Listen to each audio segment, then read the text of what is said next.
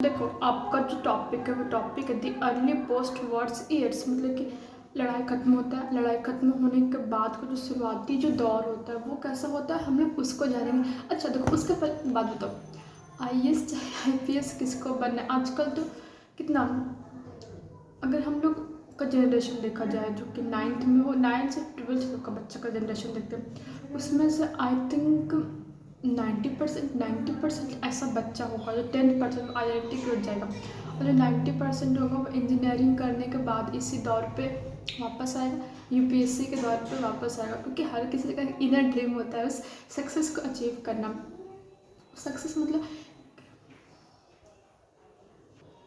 कि देखो, हम लोग के जनरेशन में जो 90% जो बच्चा हो गया, पहले हम बोल चुके हैं, जिनका ड्रीम होगा कि हम बैठे हुए रहें, कुर्सी पे बैठे हुए रहे, ऑर्डर दे कि हाँ भैया चाय लेके आ जाइए, कि मतलब कि हमसे मिलने के लिए लोग बाहर खड़े रहे। एक बॉलीवुड सेलिब्रिटी से कम रिस्पेक्ट नहीं मिलता। जाहिर सी बात है, कहो कि उनसे ज़्यादा रिस्पेक्ट मिलता है, ऐसा मान सकता है। तो फिर उस मुकाम को तो हमको लगता है हर कोई हासिल करना चाहता है। कोई बोले चाहे नहीं बोले, दिल के छोटे से कोने में तो रहता है कि हाँ हमको वो मुकाम हासिल करना है। तो क्यों ना उस मुकाम को हासिल करने के लिए हम लोग अभी से ही लगे रहें। अगर अभी से ही लगे रहोगे तो मंजिल मिलेगा ही मिलेगा। छोड़ो, अगर है ये दिल में इच्छा तो बोलना हमको कि हाँ दीदी हम बनना चाहते हैं, कमेंट करना यस दीदी। तो आगे बढ़ता है।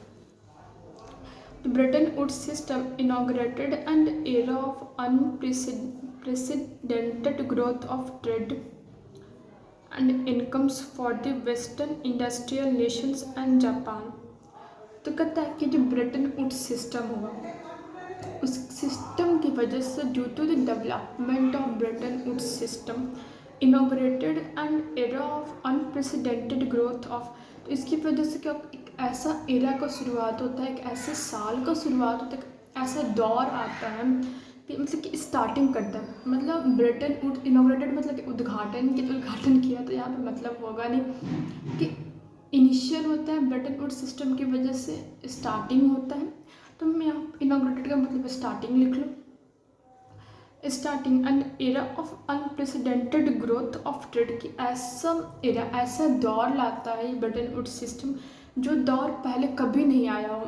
अनप्रेसिडेंटेड का मतलब होता है नेवर डन, पहले कभी नहीं हुआ होगा। ऑफ ट्रेड, बिजनेस का ग्रोथ ऐसा होता है, व्यापार का ग्रोथ ऐसा होता है इसकी वजह से जो कभी नहीं हुआ। And incomes for the western industrial Nations and Japan, जो वेस्टर्न इंडस्ट्रियल नेशन और जो जापान होगा उसका इनकम का भी एक सोर्स जरिए निकल जाता है।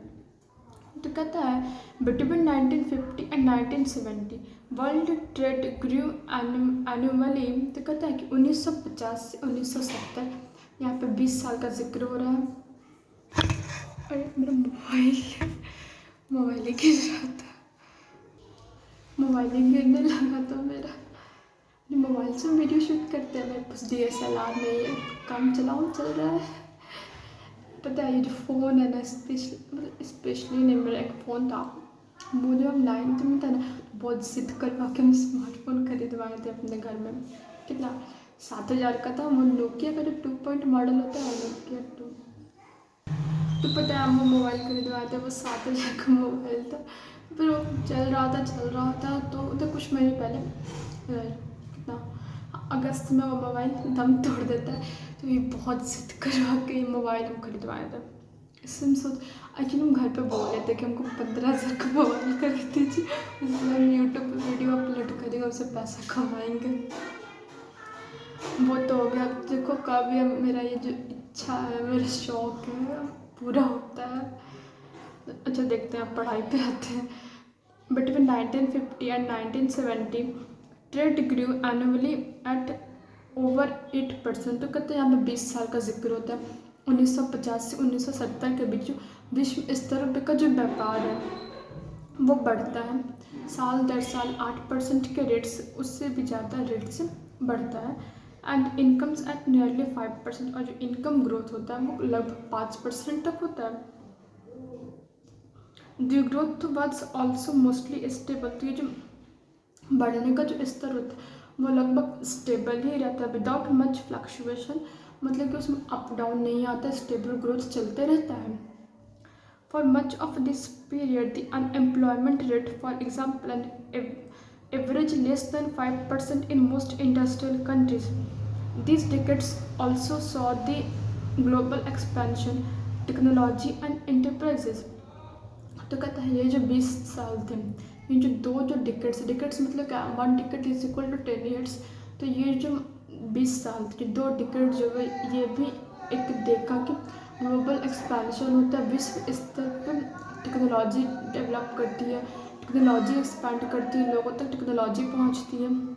Developing countries were in a hurry to catch up with the advanced industrial countries. तो कहता है जो डेवलपिंग कंट्रीज थी, जो कंट्री डेवलप कर रही थी, वो लोग ऐसा चाहते थे, कंट्रीज वेयर इन अ हरी, तो इतनी तेज़ी से वो थे, मतलब इतनी तेज़ी में वो थे कि जो डेवलप एडवांस जो कंट्री, मतलब कि जो कंट्री एडवांस हो चुकी थी,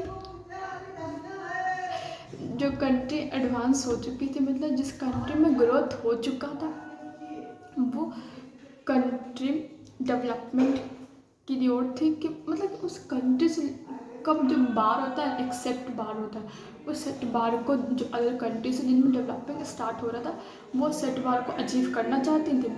therefore they invest vast amount of capital in the import of industrial plant. तो कहते हैं इसलिए जो अदर जो कंट्रीज हो गए जहाँ डेवलपमेंट नहीं हुआ था, तो इसलिए हम बहुत ज़्यादा ह्यूज अमाउंट में पैसा इन्वेस्ट कर रहे थे कि जो कंट्री डेवलप हो चुकी उनसे सामान मंगाने में, इंडस्ट्रियल प्लांट मंगाने में, ताकि मतलब इंडस्ट्री सेटअप करने में, ताकि उनका कंट्री डेवलप हो जाए। And equipment featuring modern technology, वही कहते हैं कि वैसे सामान मंगाने में, हथियार मंगाने में जो मॉडर्न टेक्नोलॉजी को डेवलप, मतलब कि उनकी कंट्री को डेवलप कर सके। तो दी अर्ली पोस्ट वॉर्स ईयर्स मतलब यहाँ पे खत्म होता है, और डिकोलाइजेशन एंड इंडिपेंडेंस अपकमिंग वीडियो में जो कंप्लीट होगा। तब तुम लोग जब तक देखोगे तब तक तो अपलोड रहेगा ही रहेगा, लेकिन प्लीज़ जाते जाते अगर समझ में आया हो, मेरे प्रीवियस वीडियो देखे होगे, अच्छा लगा, समझ में आया, तो please subscribe to my channel.